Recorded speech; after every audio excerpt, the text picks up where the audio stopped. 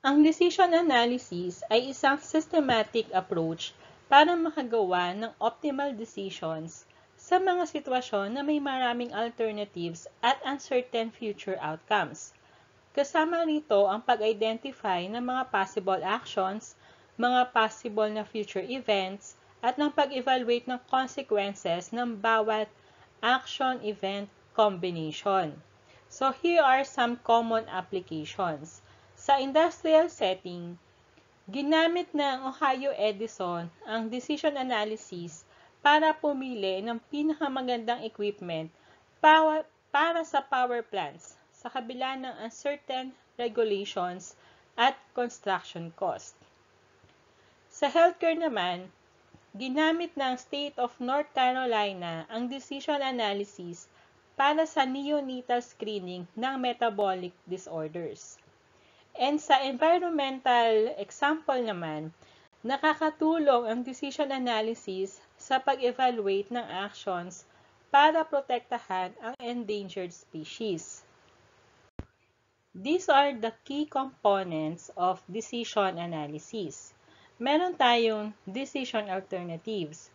Ito ang different choices or actions na available sa decision maker. At ang bawat alternatives na ito, it leads to a different outcome base sa future events. Then we have chance events. Ito ang mga uncertain future events na pwedeng makaapekto sa outcome ng isang decision. Tinatawag din na states of nature. Then, the consequences. Ito ang resulta na nangyari mula sa combination ng isang decision at ng isang chance event. Sinasabi nito na ang bawat senaryo ay may unique consequence base sa napiling alternative at sa event na nangyayari. And then, yung risk analysis. Ini-evaluate nito ang probability at impact ng bawat outcome. Nakakatulong ito sa decision makers na i-assess ang favorable at unfavorable na scenarios para makagawa ng informed decision. The decision analysis process starts by defining the problem clearly. Importante ito para ma-identify lahat ng relevant factors at maunawaan ang goals. So we have an example here kung saan yung Pittsburgh Development Corporation plans to build a luxury condominium complex with views of the Ohio River. The goal is to select the option na magbibigay ng highest profit kahit uncertain ang demand. Hindi ito madali dahil kailangan i-balance ang construction cost at potential revenue from selling or renting the units. So these are the decision alternatives. So una, the small complex, mayroon itong 30 condominiums. A smaller complex means lower initial investment at less risk, pero limited ang potential profit kung malakas ang demand. Sa second naman is yung medium complex with 60 condominiums. These options involves moderate investment, balancing risk and potential revenue. And yung third one naman is yung large complex with 90 condominiums. The largest options needs the highest investment at mas risky. Pwede itong magdala ng highest profit kung strong ang demand. So, ang challenge for PDC ay pumili ng option na mag-optimize ng profit habang kinoconsider ang uncertainties sa future demand. Ang chance events naman, ito yung uncertain future events na malaki ang impact sa outcome ng decision. In this case, related ito sa demand level for the condominiums once available na sila. Maraming external factors ang nakakaapekto sa demand for luxury condos tulad ng economic conditions, real estate trends, interest rates, at consumer preferences sa Pittsburgh area. So, yung strong demand dito, kapag mataas ang demand, PDC can sell or lease more units at possibly higher prices, thus increasing profitability. Kapag weak demand naman, PDC might have to sell at a discount or hindi mabenta lahat ng units, affecting overall profitability. Now we have the consequences. So, bawat combination ng decision alternative at demand level, may kaakibat ito na consequence. Nasa case na ito, ang profit ng kikitain ng PDC. Ang consequence ay nakadepende kung gaano ka well-matched ang napiling project size sa actual na demand. Kapag nag-build ang PDC ng large complex at mababa ang demand, maaaring mahirapan silang ibenta lahat ng units, kaya bababa ang profit o baka malugi pa. Sa kabilang banda, kung nag-build sila ng small complex at mataas ang demand, maaaring mawalan sila ng malaking profit opportunity dahil limited ang supply. Kaya importante ang match sa pagitan ng napiling project size at ang actual demand para magresulta ng magandang consequence. Then sa states of nature naman. Sa decision analysis, ang states of nature ay kailangan mutually exclusive. Ibig sabihin, isa lang ang pwedeng mangyari. At collectively exhaustive. Ibig sabihin, kailangan may mangyari kahit isa. Para sa PDC, ang states of nature na may kinalaman sa demand ng condominium ay yung strong demand for the condominiums at yung weak demand for the condominiums. If may strong demand para sa condominiums, malaki ang chance na mabenta lahat o karamihan sa premium price. And if may weak demand naman para sa condominiums, maaaring mahirapan sila ibenta at baka kailangan pang ibaba ang presyo. So, ang management ng PDC ay kailangan tiyansyahin ang likelihood ng bawat state of nature. Is it strong or weak by yung demand para makagawa ng informed decision. Minsan, pwedeng ma-estimate ang likelihood na ito gamit ang market studies, historical data, at economic forecast. Influence diagrams are used para ma-visualize at ma-simplify ang mga complex na decision-making processes. These diagrams shows relationships among decisions, chance events, at consequences. So these are the components of influence diagram. Meron tayong nodes. This type of nodes sa diagram represent different elements sa decision process. So, yung decision nodes, it is represented by squares. Ito ang mga points kung saan kailangan gumawa ng decision. Each decision node represent a choice among alternatives. Yung chance nodes, represented ito ng circles or ovals.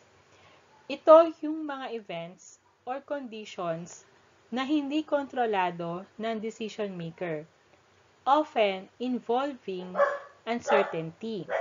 Then yung consequence nodes, represented by diamonds. These nodes show the outcome or final result of the decision-making process. Commonly, consequence nodes represent metrics or goals like profit, cost, or efficiency. Then, meron tayong arcs or lines. Yung nagko-connect sa nodes showing the flow of influence or dependency among them. Kapag may arc from one node to another, it means na yung first node ay may effect sa second node. These arcs indicate influence, meaning yung status or outcome ng isang node ay dependent sa isa pa. This is the influence diagram na ginamit for PDC. So, una, meron tayong decision node. Ito yung kanyang decision node na ang laman is yung ano yung complex size na kailangan nilang i-build or dapat nilang i-build.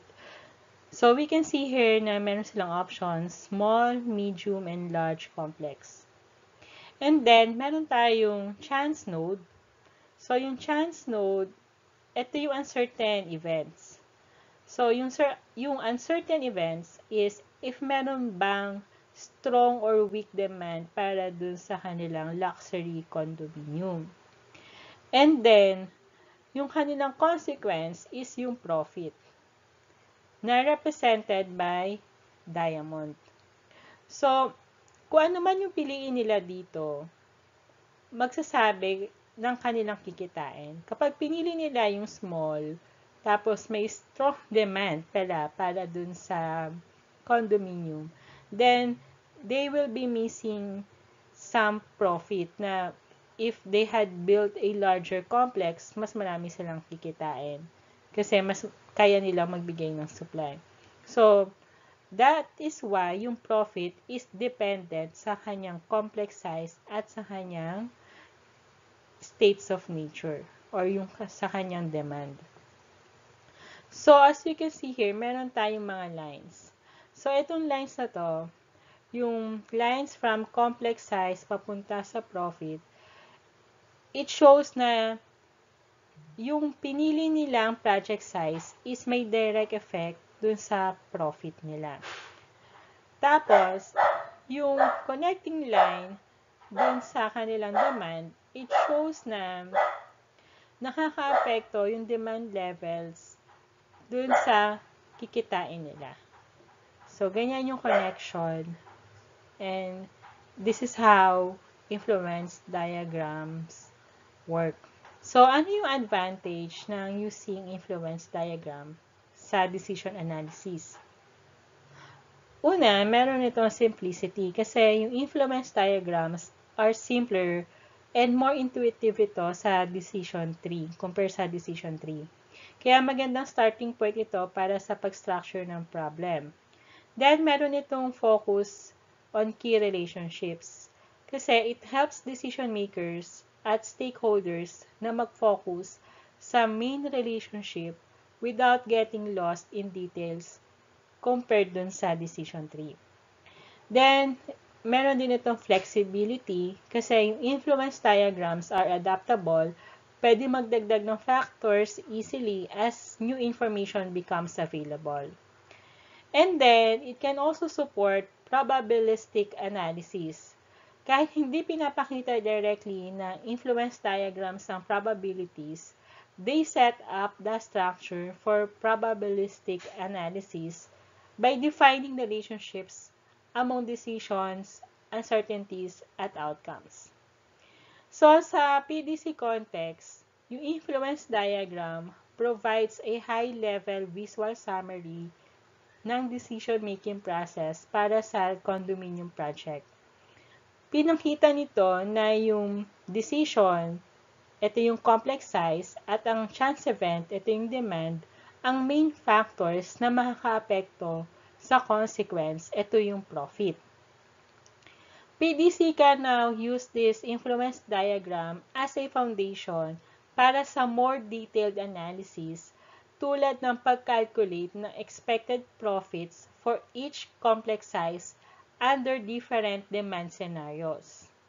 By understanding this flow, PDC management can see kung gaano ka-crucial ang role ng demand sa kanilang decision and might consider investing in additional market research para ma-improve ang demand forecast or exploring strategies to manage risk tulad ng phase development or pre-sales. So, yung influence diagram ay nagbibigay sa PDC ng clear visual map ng decision-making structure nila. It highlights kung paano ang complex size decision at uncertain level ay parehong nakaka-influence sa project's profitability. This structure allows PDC to evaluate their options more systematically and make a more informed choice on the size of the condominium project.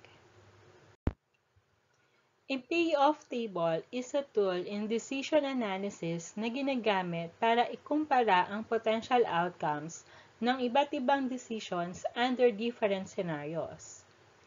It allows decision makers to systematically view ang consequences ng bawat decision alternative given ang possible outcomes ng uncertain events. So, yung structure nito is yung rows ng payoff table represents yung different decision alternatives, and then yung columns nito, it represents yung different states of nature. Before we proceed sa pag-analyze ng content ng payoff table, so inspect muna natin ano yung mga nakasulat dito. So, as stated kanina, ang decision alternative is nakasulat sa rows, and then yung state of nature is nakasulat sa column. So, it should match with its row information. Ngayon, meron din tayo ditong variables like D1. This one represents decision alternative 1. The decision alternative 1 is the small complex. Decision alternative 2 is the medium complex. And the decision alternative 3 is the large complex. Minsan, itong mga symbols or itong mga variables lang yung ginagamit to solve the problem. And then, sa state of nature, we have S1 and S2, which means state of nature 1 and then state of nature 2. Okay? So, minsan, usually, ang ginagamit lang is yung mga variables kasi pina-plug in yung information na to sa equation. Okay? Pwedeng ilagay D1 plus D2 plus D3 divided by S1. So, ang ibig sabihin niyan is you add small, medium, and large complex. For example, okay? So, for example lang yan. How to use that or why siya binibigyan ng variables, it is because ginagamit yan for to solve the equation. Ngayon, may isa pang notation like this. If you see I and J, and any letters before that, pwede rin siyang AIJ, pwedeng AIJ, basta may IJ, I represents row, and J represents column. Okay? And then, if may IJ, it means ang nasa loob lang nito is yung data points.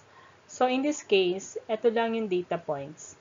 At inside that, ang basa dito is first row, second row, third row, first column, second column.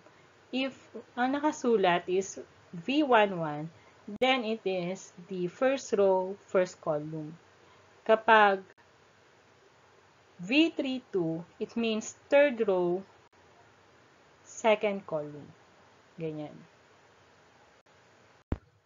So now, let's deep dive dun sa demand ng bawat decision alternative. So for the small complex, if meron itong strong demand, then yung payoff is 8 million. If meron itong weak demand, then the payoff is 7 million. Sa medium complex, if merong strong demand, then it's 14 million. Kapag mababa ang demand, it's only 5 million. Then, sa large complex, kapag maganda ang demand, malakas ang demand, PDC will gain 20 million. At kapag mababa ang demand, PDC will lose 9 million. Okay? So, this one is na-compute na ng finance or accounting department nila how much they will lose. You just need to put it in a payoff table para makabuo ng analysis or ng decision. So, as you can see here, kapag pinili nila yung large complex at nataon siya na weak demand pila siya after it has been built, then they will lose 9 million. So, which of this complex would you build? Do you really believe na may strong demand, or right now you are seeing na may weak demand para sa luxury condominium? So that's why it involves research talaga before building large or this luxury condominium complex, or even before starting a business. A decision tree is a graphical representation ng decision-making process illustrating the sequence of choices and possible outcomes, kasama na ang uncertain events.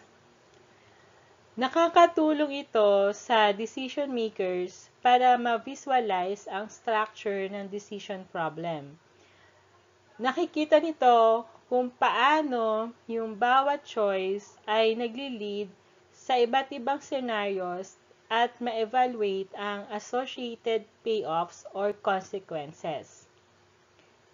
Decision trees are particularly valuable sa complex decision-making scenarios na may multiple decision points at uncertainties, providing a clear and logical flow of options and outcomes.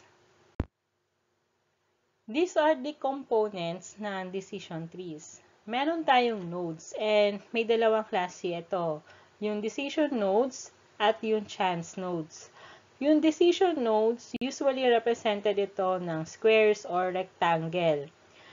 And then, ito ang points kung saan may control ang decision maker at kailangan niyang gumawa ng decision or pumili among the alternatives. And then, yung chance nodes naman, usually represented ito ng circles or oblong. Ito ang mga uncertain events or states of nature na may impact sa outcomes. Usually, beyond the control ito ng decision maker. And then, sa branches, ito yung nagko-connect sa mga nodes. Okay? Sa decision nodes and sa chance nodes. So, yung each branch na nanggaling sa decision nodes represents yung mga alternatives, yung direction papuntang alternatives. And then, yung each branch na nanggagaling sa chance nodes, it represents naman yung mga possible outcome. Then, we have yung endpoints. Yung endpoints, ito yung mga numbers sa dulo ng branches na nagre-represent ng final payoff. Typically, express ito in a profit or loss. So, let's inspect this decision tree. So, recall na yung decision nodes represented by square or rectangle. So, ito yung decision node. And then, yung branch na nanggagaling dito represents yung mga alternatives. So, ito yung mga alternative decision. Right? Or the decision alternative as stated then, the D1, D2, at D3.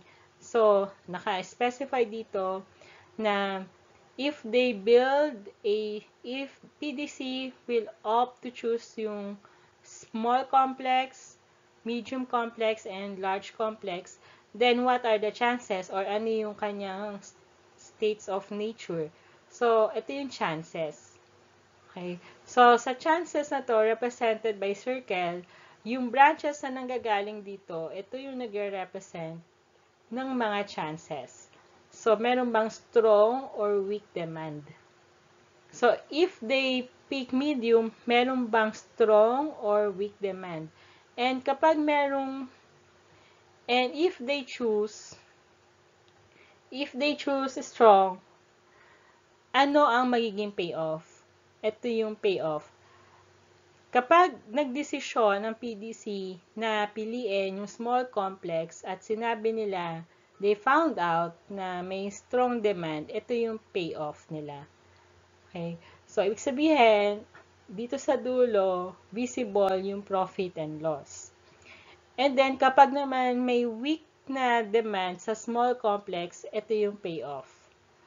Okay? And then, dito sa medium, ito yung chances niya, meron siyang strong demand, ito yung payoff. Sa weak demand, this is the payoff. Then, sa large complex, if may strong demand, 20 million. Kapag may weak demand, may loss siya na negative 9 million. This is the image ng decision tree if applied dun sa analysis.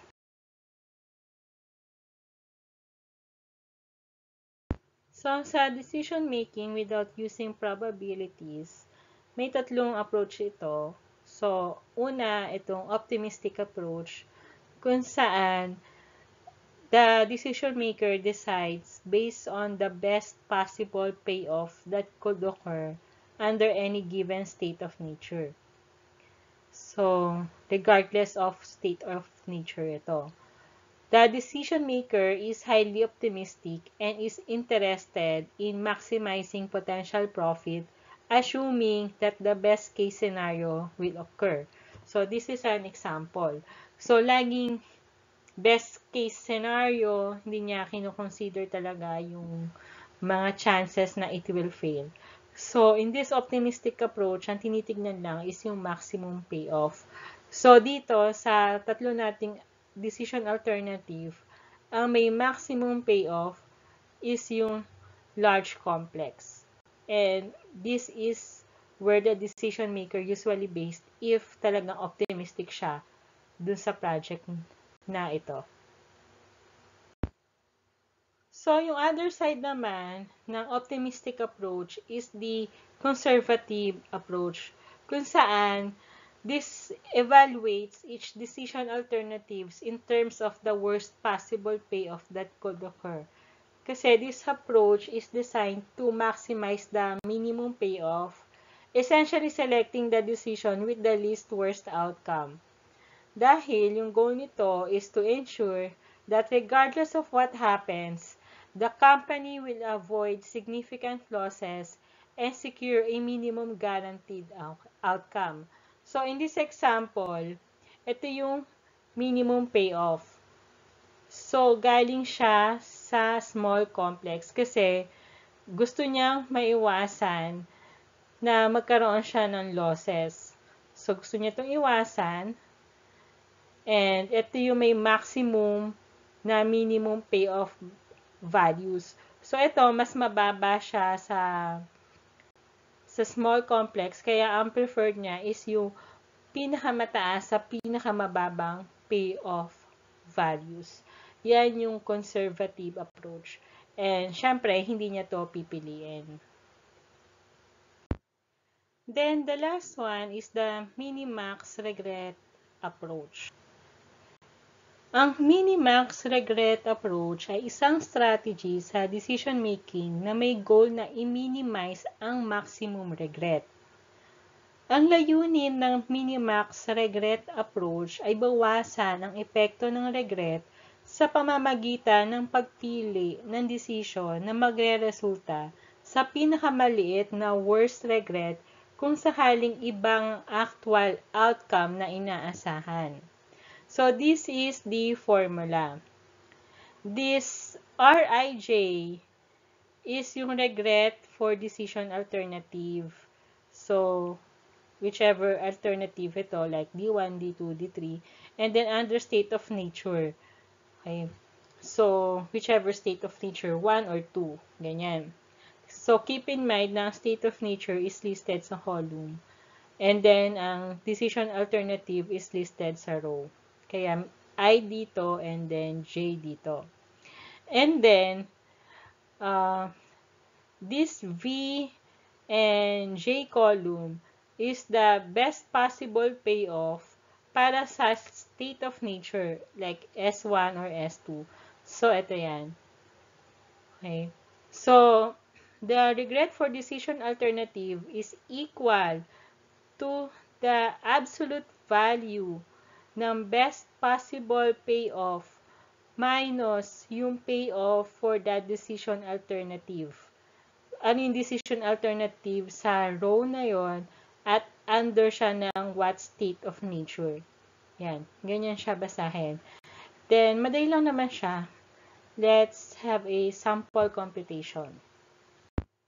Now, let's use this formula. Again, to get the regret for decision alternative, ayan, we need to get the absolute value ng difference ng best possible payoff under sa state of nature and then minus yung payoff for decision alternative under the state of nature. Okay, so ang ibig sabihin yan, yung best possible payoff muna, yung pinakamalaki sa state of nature. So, ito yung state of nature again. So, ang best possible payoff is nasa large complex. And we have to deduct yung best possible payoff ng state of nature. Like, para sa bawat isang decision alternative. So, for example, it's 20 million minus 8 para sa small complex, 20 million minus 14 para sa medium, and 20 million minus 20 para sa large complex. So, sa small complex, under the strong demand, ang regret niya is 12 million. Then, ang regret naman sa medium complex is 6 million. At ang regret naman sa large complex is 0. So, kapag ang binild mo is large complex, wala kang regret. Pero if you build the small complex during the strong demand, kapag may strong demand, you will lose 12 million. If you build the medium complex during the strong demand, you will lose 6 million. Yun yung opportunity loss. Kumbaga, ito yung regret nyo. Ngayon, kapag naman may weak demand, ano ang magiging regret natin dito sa weak demand? So, dito, ano yung best possible payoff? It is the small complex. So, again, using this formula, yung best possible payoff minus dun sa decision alternative under or decision alternative that matches the state of nature. Okay? So, it's 7 minus 7 is equals to 0. Then, it's 7 minus 5 para sa medium complex. So, it's 2. Then, para sa large complex, it's 7 million minus 9 million. Okay? So, if it is 7 million minus 9 million, these two sign magiging positive at ang magiging resulta nito is 16 million. Okay? So, during the weak demand, if you build the small complex, wala kang regret. But if you build the medium complex, meron kang a little bit of regret na 2 million. And if you build the large complex during the weak demand, the regret is 16 million.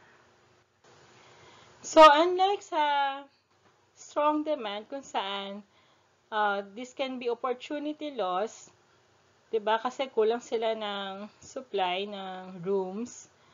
This time, dito sa weak demands, can be monetary.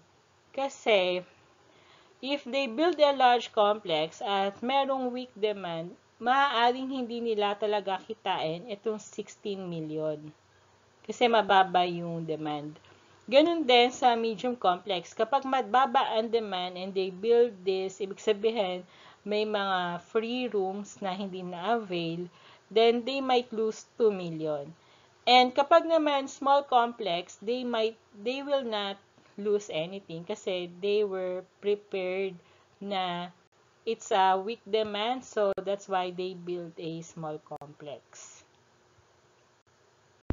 So now, ito yung may maayos na table na to show yung pinagkaiba ng strong and weak demand. So, sa small complex, if may strong demand, they might lose the opportunity to earn 12 million more. And then sa medium naman, it's 6 million more. Sa large complex, they were able to cover everything. So, they were now earning 20 millions. Kaya wala silang regret. Tapos, kapag naman mababa yung demand, so if you build the small complex, wala kang regret kasi you were able to anticipate the weak demand.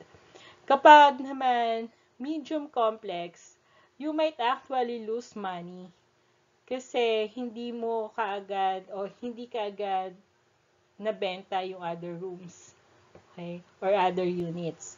Ganun din sa larger complex or large complex, you might lose 16 million. Okay. And then, dito sa maximum regret for each PDC decision alternative, ang usual na pinipili dito is yung minimum of the maximum regret. So, as you can see here, ito yung mga maximum regret. So, sa small complex, ang maximum regret is 12. Sa medium, it's 6. At sa large complex, it's 16. So, ilatag nyo siya sa table. And then, ang pinipili dito sa decision analysis is yung pinakamababa sa lahat ng maximum regret. So, in this analysis, medium complex yung chosen one to build.